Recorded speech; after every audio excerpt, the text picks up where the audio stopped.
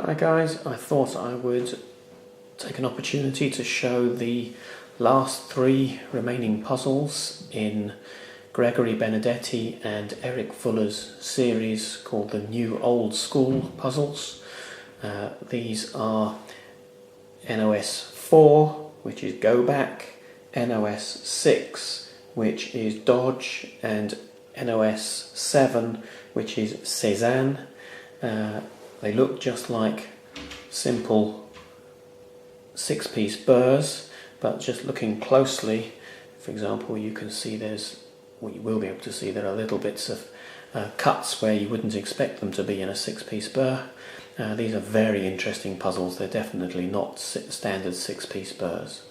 I will take them all in series, and it'll be over a series of 3 videos.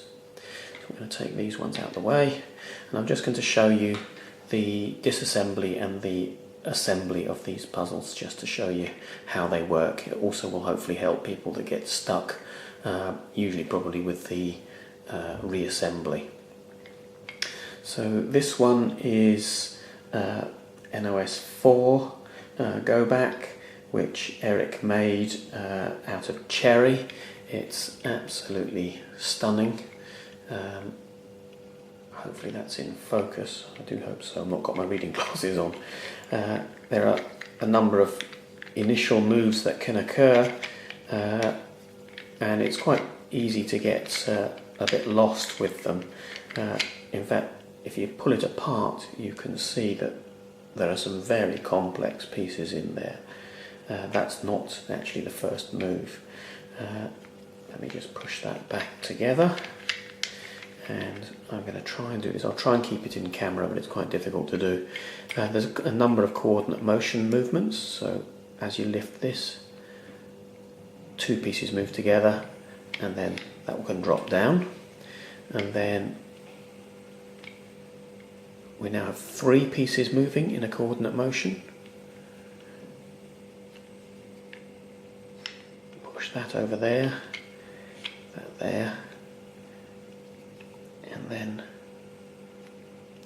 it's quite loose, but I think it has to be to allow all of the coordinate motion movements to actually occur.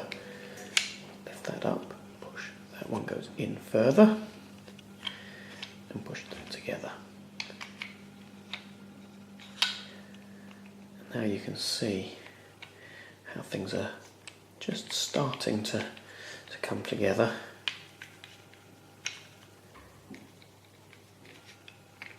To about there, that's it. And now we're on the home stretch. We can now, we've got one more coordinate motion movement to do. Lift that up and then move those together. 1, 2,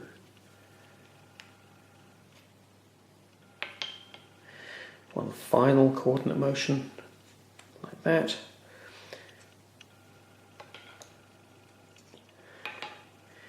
And we have some very interesting, beautifully made pieces. I'm quite impressed that Eric actually managed to make this. I have the whole set of 7 of them now, and they really are stupendously made. And there of course is Eric's squiggle and the fact it was January 2017 that they were made. Now to put them back together, I don't think anyone's going to be able to work this out from scratch. I think they'd be pretty amazing puzzler. Maybe Laurie could manage that, but there's no way I could. Let me see if I can remember how it's done. In fact, there's a significant chance I can't remember how it's done. Let me have a little look. I need to just get all the pieces looked at, just to make sure I know which ones are which. Right, so that one will go there. So we've got the one with the M on it and the diagonal, the other one with the diagonal slice, slots together. Then we have another one with the rooftop, this is how I remember them, which slots into there. Now, the important thing here is this coordinate motion movement. So lift this piece up and slide them together. There we go.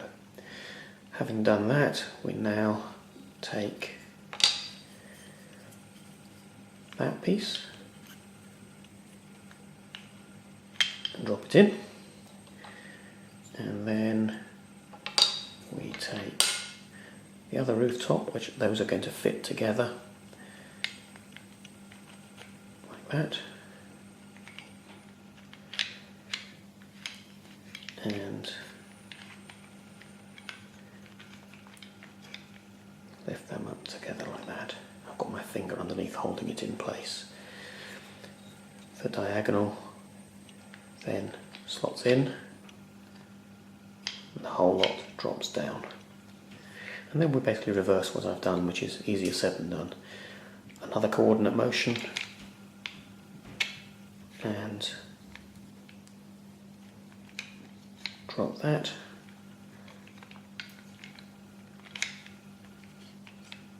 Move that back bottom piece, lower that to there, and the whole thing falls slightly apart. It's very, very loose, but still holds. And having moved it to there, bring that out all the way.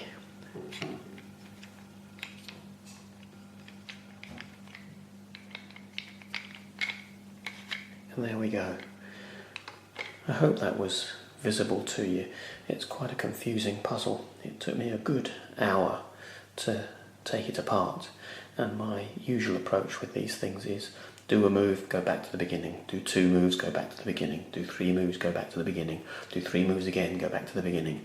And so I lay down a mental footprint for myself so I don't get lost, because if one of these falls apart on you, without you remembering what you've done, you're going to really struggle. I hope that's useful to you.